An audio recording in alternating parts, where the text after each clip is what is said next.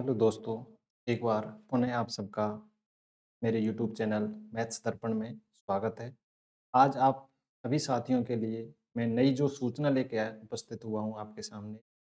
वह सूचना है कि अपने जो क्लास फर्स्ट और सेकंड है, उनके लिए एसे 3 कैसे डाउनलोड करना है साला दर्पण पर और किसको करना है और पीएम श्री वालों को क्या करना है, ये सारी अपडेट मैं आपको इस वीडियो के माध्यम से देना चाहूँगा।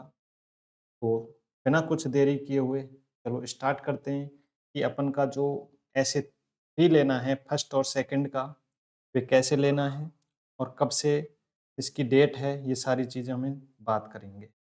सबसे पहले बात करता हूँ कि जो पीएम श्री वाले जो विद्यालय हैं, पीएम श्री वाले जो विद्यालय हैं, उन उन सब के लिए क्लास फर्स्ट और सेकंड का जो एसे 3 का जो पेपर है, वे उनके शिक्षक ऐप पर उपस्थित रहेगा। सबसे पहली बात ये है, बाकी सबको साला दर्पण पर एसे 3 का पेपर डाउनलोड करना है।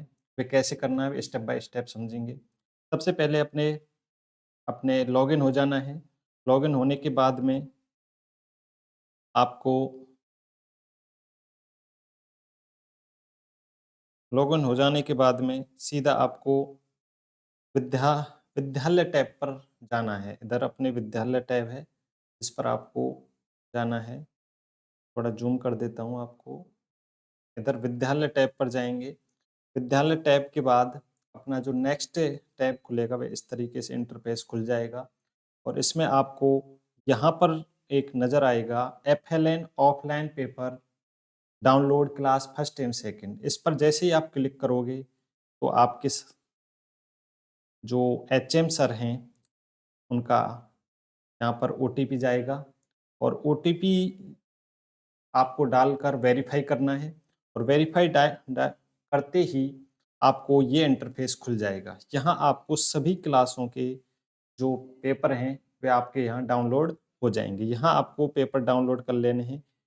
पीडीएफ में सारे पेपर डाउनलोड हो जाएँगे।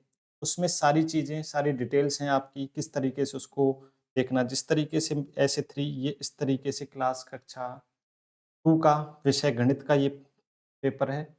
इसको डाउनलोड कर लेना है, प्रिंट करवा कर के ये मौखिक लेना है। अपने बच्चों के आमने-सामने बिठा कर के, बच्चों को अपने सामने बिठा कर के एक-एक बच्चे को क्वेश्चन पूछना है, मौखिक रूप से पूछना है। यदि मौखिक रूप में समर्थ है, तो मौखिक रूप में कुछ प्रश्नों में वे लिखित में भी आंसर दे सकता है। जैसे ये अधिगम या आकलन निर्देश दे रखे हैं सभी प्रश्न 1 से 4 के चित्र दिखाकर मौखिक प्रश्न पूछ ठीक है? इस तरीके से ये अपना हो जाएगा। ये सारे क्वेश्चन डाउनलोड हो जाएगा, इसके कुछ भाग हैं और ये आपको शिक्षकों के लिए निर्देश रहेंगे। विद्यार्थियों को प्रश्न कार्य स्पष्ट रूप से समझाए जाए। टीचर उनको समझाएगा, सारी चीज़ समझाने के बाद में स्पष्ट उच्चारण करेगा, 2 बार दोहराएगा, कम से कम प्रश्न को 2 बार से अधिक बार नहीं दोहराना, केवल 2 बार बच्चों को दोहराना है प्रश्न को और उसको सॉल्व करना है। योगात्मक आकलन 3 में अधिगम उपलब्ध स्तर होने के लिए ये आपके एबीसी कब कौन-सी ग्रेड आपको देनी है, ये इसमें उपस्थित रहेगा। जैसे ए ग्रेड यदि स्वतंत्र रूप से एवं अपेक्षित स्तर पर बच्चे द्वारा प्रश्न का उत्तर दिया जा रहा है, तो आप ए ग्रेड दोगे। शिक्षक की आंशिक सहायता से बी ग्रेड दोगे और सी ग्रेड विस विशेष सहायता से बच्चे प्रश्न का उत्तर दे रहा है तो सी ग्रेड दो। आकलन की प्रक्रिया 1 बाय 1 आमने-सामने बैठकर होगी, ये मौखिक रूप से पढ़े जाएँगे और प्रश्न जो आपका 5 से 8 तक है, ये आपके उत्तर प्रतिक्रिया होगी और ये आपकी ग्रेडिंग सिस्टम होगा। ओवर आपका अगर बच्चा 75% से अधिक क्वेश्चनों को सॉल्व करता है तो उसको ए ग्रेड दी जाएगी।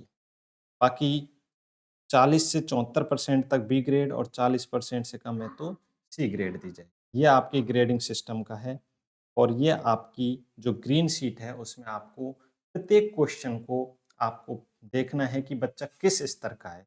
उसके लिए आपको यहाँ विद्यार्थी का नाम होगा, यहाँ उसका ग्रेडिंग सिस्टम होगा कि आपका कौन-सा क्वेश्चन कौन-सी ग्रेड पर स्थित है। इस तरीके से आपको ये क्वेश्चन सॉल्व करना है और अब आपको थोड़ी जानकारी थी, पेपर एक ही डाउनलोड करना है और उसको आपको उस प्रिंट निकाल करके बच्चों को सॉल्व करा सकते हैं, या एक ही क्वेश्चन पेपर से आप सबसे पूछ सकते हो।